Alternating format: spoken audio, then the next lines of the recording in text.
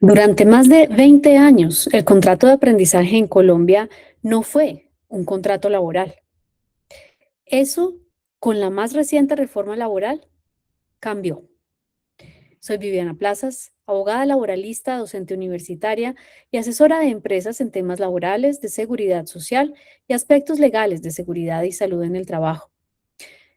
Durante más de 15 años he acompañado a empresas, a equipos de recursos humanos y a profesionales y líderes de seguridad y salud en el trabajo para traducir cambios legales complejos en decisiones prácticas.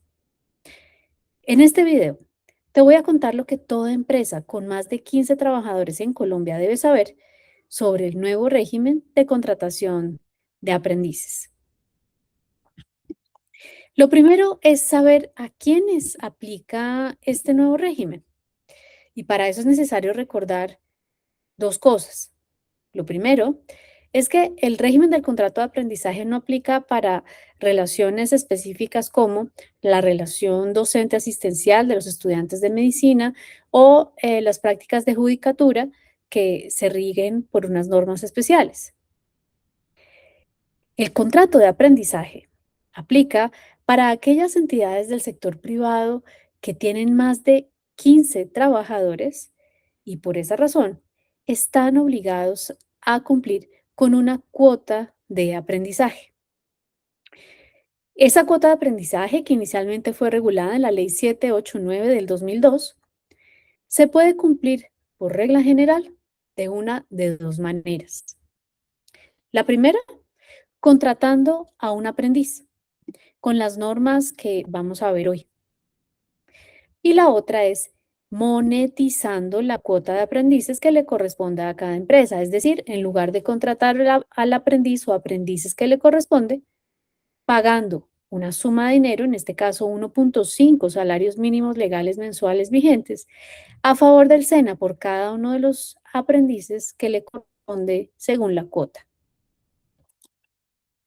Pero ¿qué fue lo que cambió?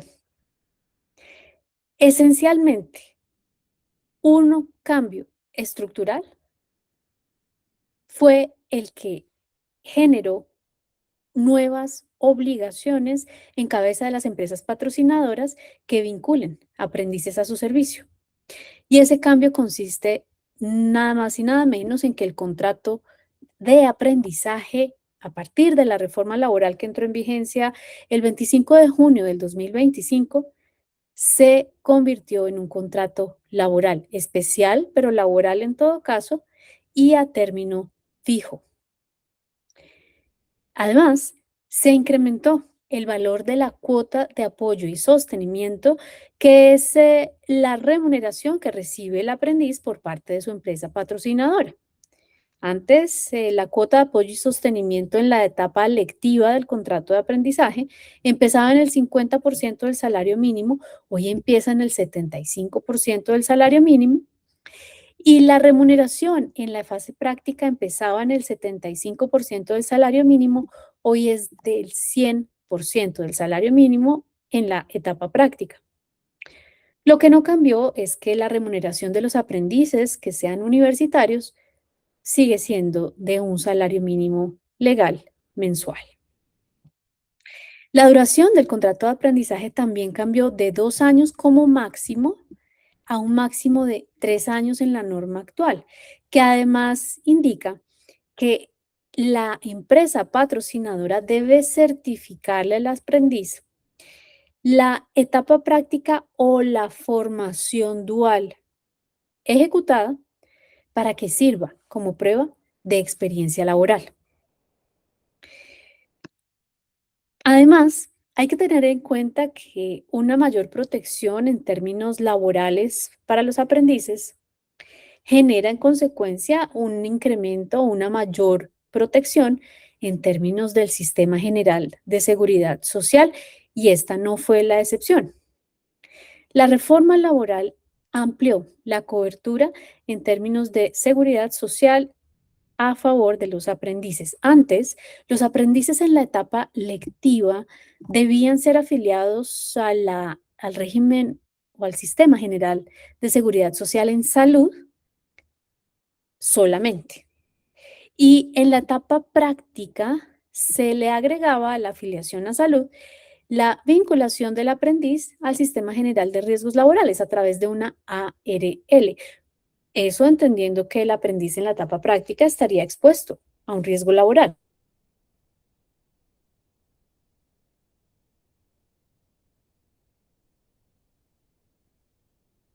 Desde el inicio de la etapa lectiva incluso.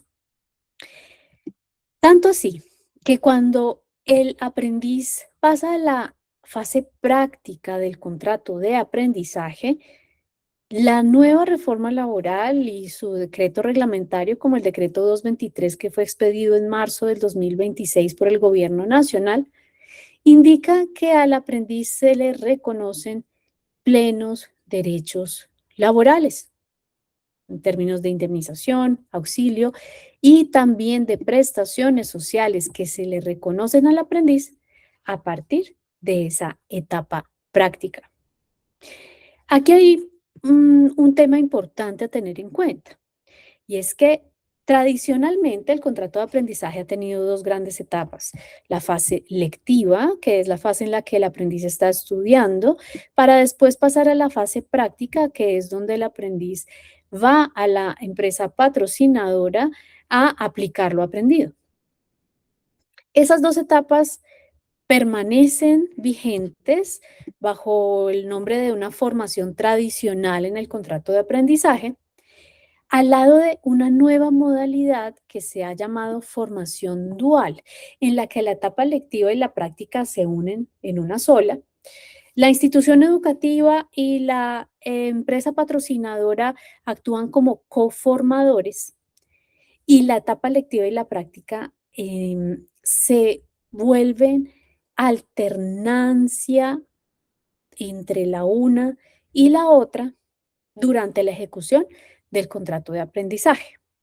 Esto tiene un efecto práctico y es que si nuestro aprendiz está bajo la modalidad de formación dual, pues se le reconocen plenos derechos laborales desde el inicio de la formación dual, incluyendo la afiliación y pago de aportes al Sistema General de Seguridad Social, pero también otros derechos laborales como el derecho a la asociación sindical y el derecho a percibir prestaciones sociales.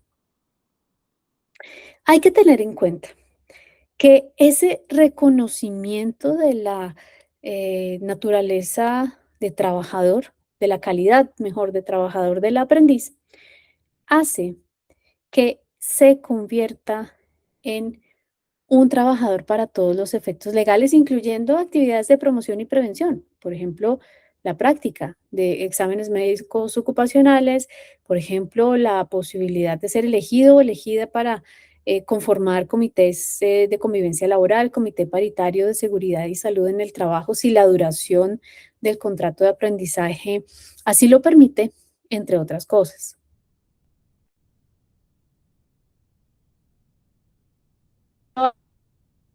Del 2026, entre el contrato de aprendizaje y la vinculación de estudiantes en práctica que no son cuota de aprendizaje para efectos del SENA.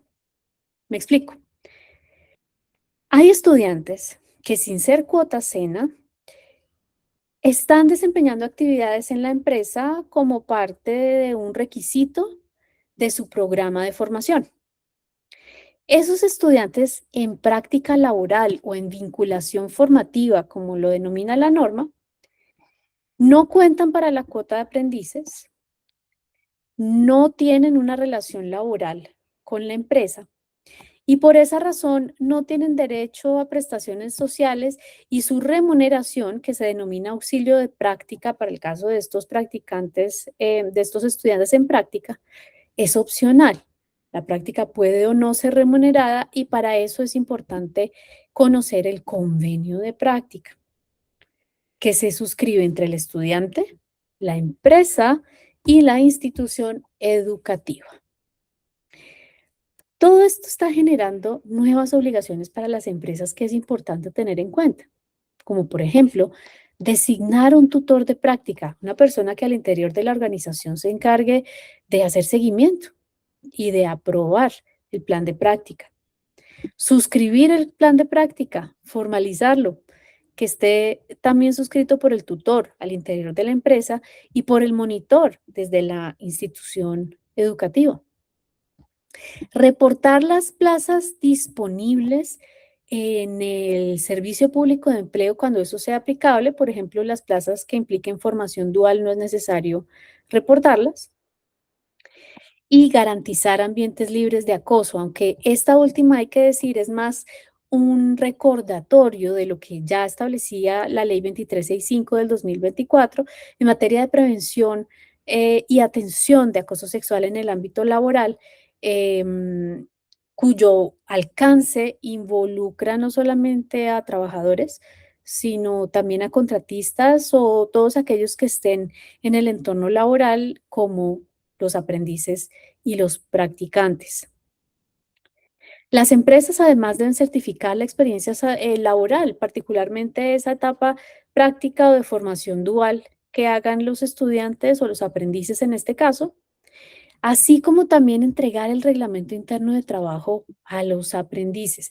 Y esto tiene sentido en la medida en que si el aprendiz va a ser un trabajador, va a estar sujeto al régimen disciplinario de la organización. Si va a estar sujeto al régimen disciplinario, quiere decir que va a, puede llegar a estar sujeto a un proceso disciplinario de acuerdo con las normas internas.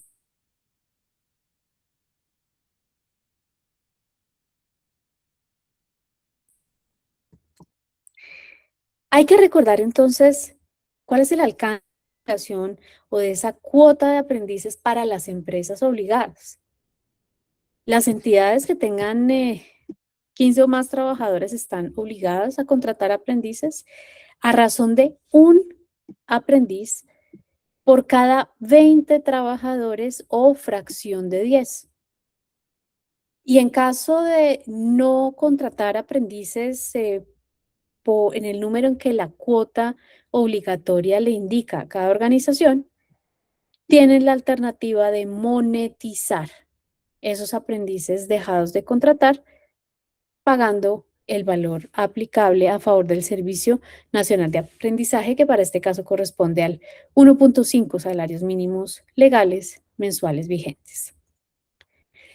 Al final del día, esto nos trae a 3 decisiones urgentes que como empresas obligadas a vincular aprendices debemos tomar lo antes posible.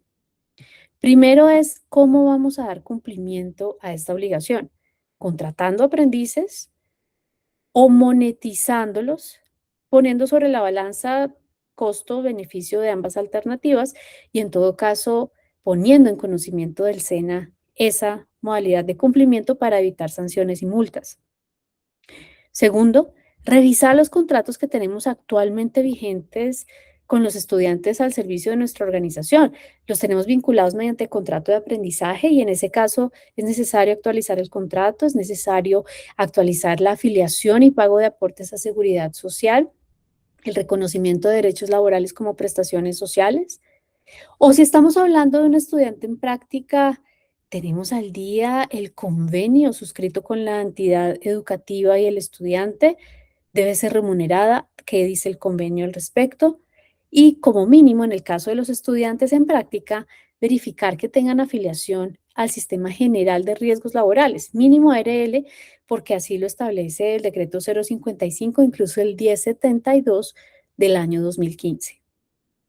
Finalmente, ajustar procesos internos, designar tutor cuando ello corresponda, formalizar el plan de práctica cuando sea aplicable, reportar las plazas ante el sistema público de empleo y actualizar el sistema de gestión de seguridad y salud en el trabajo para incluir aprendices y practicantes.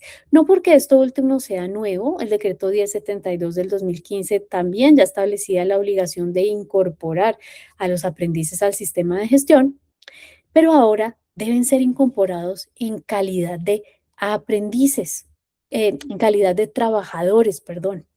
Y como trabajadores que son, deben estar sujetos, como vemos ahora, a todos esos derechos que le aplica a un colaborador vinculado mediante un contrato de trabajo, entre otros, la participación en actividades de promoción y prevención como los exámenes médicos ocupacionales. Esto para proteger y prevenir los riesgos ocupacionales a los que vayan a estar expuestos en el desarrollo de sus actividades de formación al interior de la empresa.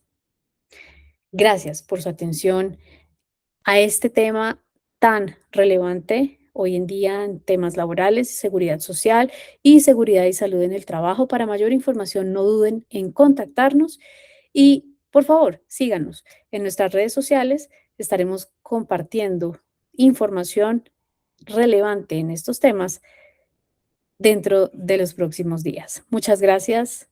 Hasta luego.